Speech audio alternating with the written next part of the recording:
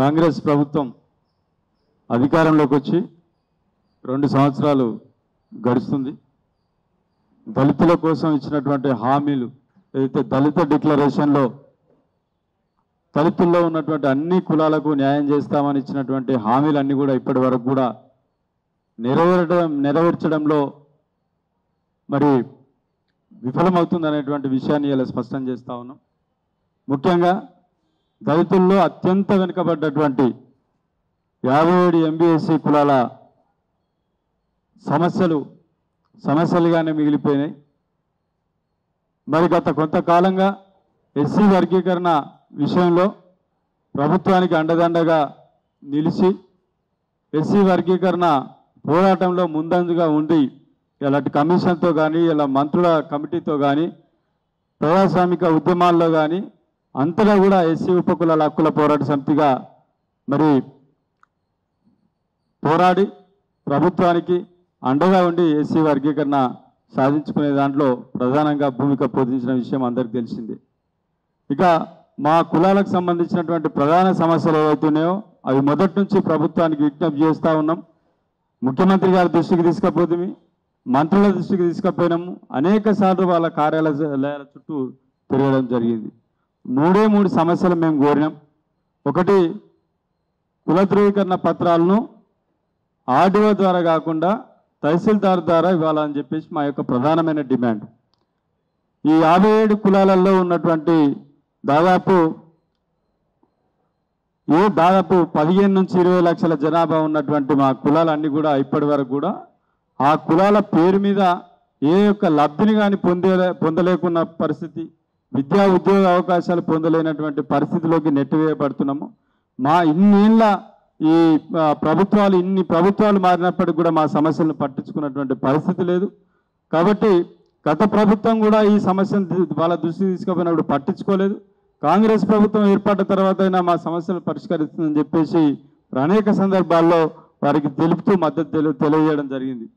ఇలా ఆర్డీఓ ద్వారా సర్టిఫికేట్లు పొందేటువంటి ఏదైతే 57 కులాల వాళ్ళు ఉన్నారో వీళ్ళంతా కూడా ఇలా ఆర్డీఓ కార్యాలయాల చుట్టూ కొన్ని కిలోమీటర్ల దూరం ప్రయాణం చేస్తూ ఇలా వాళ్ళ ఆఫీసుల చుట్టూ తిరిగినప్పటికి కూడా కనీసం 6 నెలలు ఏడాది తీసుకునేటువంటి పరిస్థితి. ఒక సర్టిఫికేట్ పొందాలంటే అదొక డిగ్రీ చేసేటువంటి పరిస్థితి ఏర్పడుతుంది. ఒక డిగ్రీ పట్టా సర్టిఫికేట్ ఎంతైతే కష్టపడుతుందో కనీసం ఒక సర్టిఫికేట్ పొందాలంటే గంత తిప్పలైతా ఉన్నది.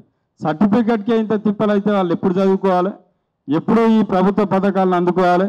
మరి దళితులుగా అత్యంత వెనుకబడ్డ వర్గాలకు న్యాయం చేయడానికే వర్గీకరణ అనేటువంటి చేసినామని ప్రభుత్వం చెప్తున్నప్పుడు ఈ వర్గీకరణ ఫలాలు పొందాలంటే ముందు వాళ్ళకి సర్టిఫికేట్ ఉండాలి కదా. ఈ సర్టిఫికేటే లేనప్పుడు మరి ఏ రకమైన ఫలాలు పొందగలుగుతారో ఇలా ప్రభుత్వం ఆలోచన చేయాలి. ఈ విషయంలో పెద్దలు గౌరవనీయులు దామోదర్ రాయనరసింహ గారికి అనేక విజ్ఞప్తులు చేయడం జరిగింది. నిన్న మొన్న కూడా కలవడం జరిగింది. మరి ఆ అంశాన్ని ప్రతిసారి కూడా పెండింగ్ పెట్టుకుంటా వస్తూ ఉన్నారు. కానీ వెంటనే ఇప్పటికైనా ఇలా క్యాబినెట్ సమావేశం ప్రభుత్వం నిర్వహిస్తూ ఉన్నది.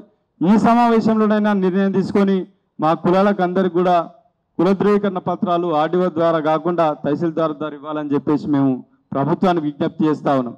ఇలా ఈ కుల ధృవీకరణ పత్రాలు ఇవ్వడంలో కూడా ఇంకా ఏమైనా అధికారికంగా ఏమైనా వాళ్ళకి సంబంధించినటువంటి లోపాలు ఉన్నట్లయితే ఆ అధికారులందరూ కూడా దాన్ని సవరించేటువంటి ప్రయత్నం చేయాలి. ఇవాళ ఏ ఒక్క అధికారికి కూడా కుల ధృవీకరణ పత్రాల విషయంలో అవగాహన లేకుండా ఉన్న పరిస్థితి. అసలైన కులాలకేమో క్యాస్ట్ సర్టిఫికేట్ ఇవ్వమంటే నానా తిప్పలు పెడతారు. ఎవరికైనా లంచం ఇచ్చేది ఉంటే మాత్రం తీసుకొని ఎవరికి పడితే వానికి ఇష్టం వచ్చిన సర్టిఫికేట్లు ఇచ్చేటువంటి పరిస్థితి ఉన్నది. కనీసం ఆ కులం ఏంది, ఆ కుల చరిత్ర ఏంది, దాని గురించి ఎంక్వైరీ చేసి ఆఫీస్ నుంచి బయటకు వచ్చి ఆ ఎంక్వైరీ అధికారి ఎంక్వైరీ చేస్తే ఈ బాధలు ఉండకపోయేది. ఇలా మా చిందోలు కానీ మా డక్కలోళ్ళు కానీ లేదా మా మాంగు మహర్ కానీ మా కులం గిదయా మా సర్టిఫికేట్ ఇవ్వంటే మాకు ఇది తెలియదు, మాదిగా మాత్రమే తెలుస్తుంది, మీరు తీసుకుంటే ఆ సర్టిఫికేట్ తీసుకోరు లేకపోతే లేదని చెప్పేసి ఇలా వాళ్ళను ఇలా విధిలేని పరిస్థితిలో మాదిగా సర్టిఫికేట్లు మా కులాలకు అంటగడుతున్నటువంటి పరిస్థితి. ఇలా మరి లబ్ధి పొందేటువంటి విషయానికి వచ్చేవరకల్లా ఏదైనా ప్రభుత్వ పథకాలు కానీ తీసుకునే పరిస్థితికి వచ్చి మరి మేము పలానా కులం అని చెప్పేసి అక్కడికి పోతే మరి వాళ్ళు ఇలా వీళ్ళు మాదిగా కాదు మాల కాదని చెప్పేసి వాళ్ళు నెట్టేసేటువంటి పరిస్థితి. అంటే ఇలా సొంత కుల ధృవీకరణ పత్రం పొందలేక ఉన్న సర్టిఫికేట్ తోటి లబ్ధి పొందలేక ఇలా ఎటుగాని పరిస్థితుల్లో ఇలా దళితుల్లో అత్యంత వెనుకబడ్డటువంటి కులాలు ఉన్నారు. సో కాబట్టి ఈ సమస్య వెంటనే పరిష్కారం చేయాలి. ఎందుకంటే ఇప్పుడు అకాడమిక్ ఇయర్ స్టార్ట్ అయింది. గవర్నమెంట్ రెసిడెన్షియల్ స్కూల్స్ కానీ ఇంజనీరింగ్ కాలేజీలు కానీ వీటన్నిటిలో అడ్మిషన్స్ కావాలంటే కులపత్రాలు అనేటువంటి కంపల్సరీ. కాబట్టి వెంటనే ముఖ్యమంత్రి గారు దీని మీద చర్య తీసుకొని ఇలా మనకు ఎస్సీ అభివృద్ధి శాఖకు ఇన్ని రోజులకు ఒక మంత్రి కూడా ఈరోజు అపాయింట్ అయ్యిండు, అడ్లూరి లక్ష్మణ్ గారు. ఇలా ఆ శాఖకు మంత్రిని కేటాయించినందుకు కూడా ప్రభుత్వానికి అభినందనలు కృతజ్ఞత తెలియజేస్తా ఉన్నాం. ఈ శాఖను ఎంబడే ఏర్పాటు చేశారు కానీ ఈ సమస్య కూడా వెంటనే పరిష్కారం చేయాలని చెప్పేసి ఇలా మంత్రి గారికి, అదేవిధంగా దామోదర రాయనరసింహ గారికి, ముఖ్యమంత్రి గారికి మన దళితుల్లో అత్యంత వెనుకబడ్డ కులాల సమస్యలు పరిష్కరించాలని చెప్పేసి మేము ఈ వేదికగా వారికి విజ్ఞప్తి చేస్తూ ఉన్నాం. ఇంకో ముఖ్యమైన సమస్య ఇలా మంత్రి పదవుల విషయంలో ఇలా దళితులకు గతంలో 2 సీనియర్ మంత్రులు ఉంటే ఇప్పుడు మళ్ళా ఒక 2 మంత్రి శాఖలు కేటాయించడం జరిగింది. మాదిగల పేరు మీద అడ్లూరు లక్ష్మణ్ గారికి, మాలల కింద వివేక్ వెంకటస్వామి గారికి ఇచ్చారు, సంతోషం. గతంలో ఉన్నటువంటి సీనియర్ మంత్రులు ఎవరైతే ఉన్నారో దామోదర రాయనరసింహ గారు, అదేవిధంగా డిప్యూటీ సీఎంగా ఉన్నటువంటి బట్టి విక్రమార్క గారు ఉన్నారు. ఇప్పుడు 4 దళిత మంత్రులు అయితే ఇలా ప్రభుత్వంలో అగ్రభాగంగా మంత్రులుగా ఉన్నటువంటి మన దళిత నాయకులు మన కులాల్లో అట్టడుగు వర్గాలైనటువంటి మా చిన్న చిన్న సమస్యలు పరిష్కరించేటువంటి సమయం మీ దగ్గర లేదా అని నేను అడుగుతా ఉన్నాను. ఈ సమస్యలను పరిష్కరించేటువంటి ఇలా లక్షల కోట్లు, వేల కోట్లు కాకుండా చిన్న స్థాయిలో అవసరమైనటువంటి నిధులు కేటాయించలేనటువంటి పరిస్థితిలో ఇలా మన ప్రభుత్వం ఉన్నదా, దీన్ని అడిగేటువంటి మన నాయకులు మన దగ్గర లేరా అని చెప్పేసి అలా మనం ఆలోచన చేసుకోవాలి. ఇలా ఎస్సీ ఎస్టీ సప్లాన్ నిధులు ఎటుపోయినాయో తెలియదు, దాని గురించి ఏ ఎమ్మెల్యే అడిగాడు, ఏ మంత్రి అడిగాడు. అదేవిధంగా బడ్జెట్లో 40,000 కోట్ల రూపాయలు కేటాయిస్తామని చెప్తారు, ఇప్పటి వరకు ఎస్సీ కార్పొరేషన్లో ₹1 కూడా లేనటువంటి పరిస్థితి. ఇలా మరి ఈ దళిత డిక్లరేషన్ పేరు మీద ఇచ్చినటువంటి దళితులకు ఇచ్చిన హామీలన్నీ కూడా గుట్టదాఖలు అయ్యే పరిస్థితి ఉన్నదా, లేకపోతే మరి ఇప్పటికే సగం కాలం గడిచిపోయింది, ఇప్పటికైనా పరిష్కరిస్తారా లేదా అనేటువంటి ప్రభుత్వం వెంటనే తేల్చి చెప్పాలని చెప్పేసి విజ్ఞప్తి చేస్తున్నాం. రెండో ప్రధాన సమస్య ఎస్సీ ఉపకులాలకు కార్పొరేషన్ ఏర్పాటు చేస్తామని చెప్పేసి మేనిఫెస్టోలో వాళ్ళు పేర్కోవడం జరిగింది. ఇలా ఆనాడు ఎంతో పోరాటం చేసి మేము ధర్నాలు, రాస్తారోకాలు చేస్తే ఆనాడు కాంగ్రెస్ పార్టీ వాళ్ళ మేనిఫెస్టోలో మాలలకు, మాదిగలకు, మిగతా 57 ఉపకులాలకు సపరేట్ కార్పొరేషన్ ఏర్పాటు చేస్తామన్నారు. కానీ ఇప్పటి వరకు కూడా ఆ మాల మాదిగల పేరు మీద ఒక జీవోలో అయితే జీవో నంబర్ 2, 3 ఇచ్చారు, కానీ ఉపకులాలకు సంబంధించి అదే ఎంబీఎస్సీ కులాలని చెప్తున్నటువంటి మోస్ట్ బ్యాక్వర్డ్ షెడ్యూల్డ్ కులాలకు ఇంతవరకు కనీసం జీవో కూడా తీయలే. ఇప్పుడు ఆల్రెడీ 2 సంవత్సరాలు గడిచిపోయింది. ఇలా ఉమ్మడి కార్పొరేషన్లో గత 10 ఏళ్ల నుంచి ఒక్క పథకాన్ని కూడా లబ్ధిని పొందలేదు ఈ కులాలు. ఇప్పుడు చూస్తామా ఈ ఉమ్మడి కార్పొరేషన్లో ₹1 నిధులు లేవు.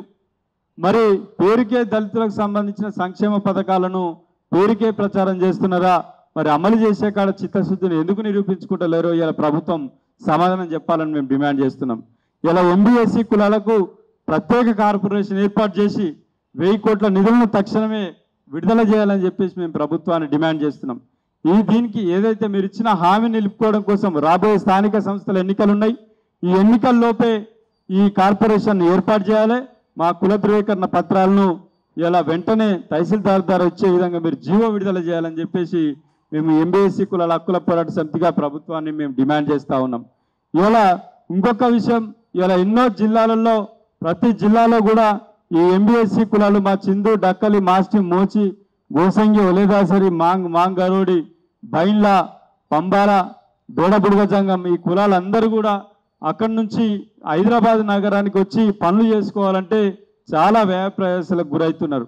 ఇలా మాల మాదిగలకు చాలా సంఖ్యలో ఇలా పెద్ద సంఖ్యలో కమ్యూనిటీ భవనాలు ఉన్నాయి, పెద్ద పెద్ద భవనాలు కూడా కట్టించారు గత ప్రభుత్వం. మరి ఈ కులాలకు ఎక్కడ కూడా ఒక భవనం లేదు. పెట్టుకుందాము, ఒక మీటింగ్ పెట్టుకుందామంటే ఒక స్థలం లేదు, వాళ్ళకు ఏదైనా ఫంక్షన్స్ కానీ ఏమైనా కార్యక్రమాలు చేసుకోవడానికి లేదు, సాంస్కృతిక కార్యక్రమాలు కానీ సమావేశాలు పెట్టుకోవడానికి లేదు. కాబట్టి వెంటనే ఇలా 57 కులాలన్నిటి కలిపి ఒక భవనం ఇవ్వమంటున్నాం. మేము కులానికి ఒక్కటి ఇవ్వమని అంటలేం, 57 కులాలకు అన్నిటికి కలిపి ఒక 5 ఎకరాల్లో రాష్ట్ర రాజధాని హైదరాబాద్లో ఒక పెద్ద భవనాన్ని నిర్మించి ఇచ్చినట్లయితే మరి రాబోయే రోజుల్లో ఈ కులాల్లో చాలామంది కళాకారులు ఉన్నారు, చాలామంది వివిధ వృత్తులు చేసే వాళ్ళు ఉన్నారు, వాళ్ళందరికీ కూడా ట్రైనింగ్స్ కానీ ఇంకా ఏవైనా పెట్టుకోవడానికి లేదా మా విద్యార్థులు ఇక్కడ హైదరాబాద్ వచ్చి కోచింగ్ సెంటర్లకు పోకుండా ఏదైనా కాంపిటేటివ్ ఎగ్జామ్స్ ప్రిపేర్ కావడానికి ఒక స్థలం అనేటువంటిది ఉండడం జరుగుతూ ఉంటుంది. వీటన్నిటికీ ఉపయోగించుకునే విధంగా ఒక మంచి హాల్ను ప్రభుత్వం నిర్మించాలని చెప్పేసి ఆత్మగౌరవ భవనాన్ని నిర్మించాలని మేము డిమాండ్ చేస్తున్నాం. ఇలా మేము కోరేటువంటి కోరికలు ఏవి గొంతమ్మ కోరికలు కావు. 2 ఏళ్ల నుంచి మీ దృష్టికి తీసుకొస్తూనే ఉన్నాం, గతంలో కూడా తీసుకొచ్చినాం. ఇప్పటికైనా వెంటనే ఇలా మాకు 1000 కోట్లు అవసరం లేదు, 100 కోట్లు ఇవ్వాల్సిన అవసరం లేదు. ఈ 57 కులాలన్నిటి కలిపి ఒక కార్పొరేషన్, 57 కులాలకు కలిపి ఒక ఆత్మగౌరవ భవనం, మా కుల ధృవీకరణ పత్రాలు మాత్రమే ఇవ్వమని చెప్పేసి మేము ఇలా డిమాండ్ చేస్తూ ఉన్నాం. ఇలా వెంటనే మా సమస్యలు పరిష్కరించినట్లయితే త్వరలో కూడా దీని మీద ఉద్యమ కార్యాచరణ కూడా తీసుకుంటామని చెప్పి సందర్భంగా ఇలా ప్రభుత్వాన్ని మేము డిమాండ్ చేస్తూ ఉన్నాం. ఇలా ఎస్సీ వర్గీకరణ విషయంలో ఇలా ఏదో అద్భుతాలు జరుగుతాయని చెప్పేసి మొన్నటి వరకు చెప్పినటువంటి నాయకులు ఎస్సీ వర్గీకరణ ఫలాలు కింది స్థాయికి పోకపోతే ఏ ఒక్క దళిత నాయకుడు మాట్లాడే పరిస్థితి లేదు. ఇప్పటికైనా మీరు ఆలోచన చేయండి. ఇలా వర్గీకరణ ద్వారా లబ్ధి పొందేటువంటి కులాలేవి, వాళ్ళకి అన్యాయం జరుగుతున్నప్పుడు మీరు ఎక్కడుంటున్నారు అని చెప్పేసి ఇలా దళిత నాయకులందరినీ కూడా మేము ప్రశ్నిస్తున్నాం. కాబట్టి మా సమస్యలను వెంటనే పరిష్కారం చేయాలని చెప్పేసి ఈ వేదికగా ప్రభుత్వానికి మేము విజ్ఞప్తి చేస్తా ఉన్నాం. జై భీమ్.